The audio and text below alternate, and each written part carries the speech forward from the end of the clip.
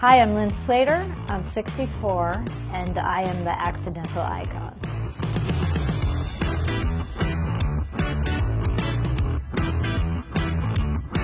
People are talking about as you age, you get very invisible. But for me, I've never been more visible in my entire life. I was meeting my friend at Fashion Week. I was dressed head to toe in Yohji Yamamoto, and I had this very obscure Chanel bag. And while I was waiting on the plaza, people started to take my photo. They thought I was someone in fashion, and when my friend arrived, there was a whole crowd around me, and she was laughing and said, "Oh my goodness, you're an accidental icon."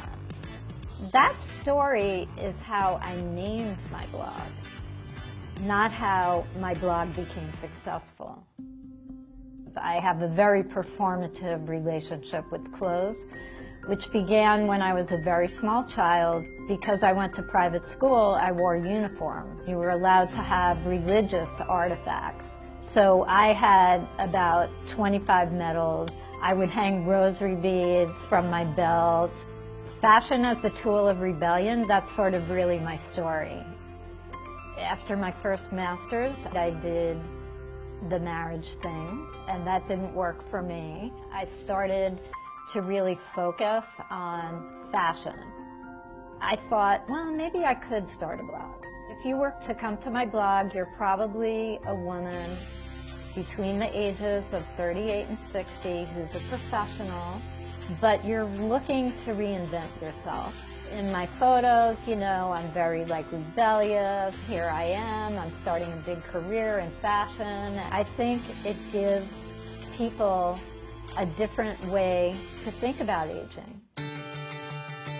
My Instagram is predominantly young people. They will write to me or DM me and say, "You are really making me not be afraid to get old," and I love that. I don't consider age when I'm getting dressed. You could be 13 and talk about clothes that way, and you can be 70, so age is irrelevant.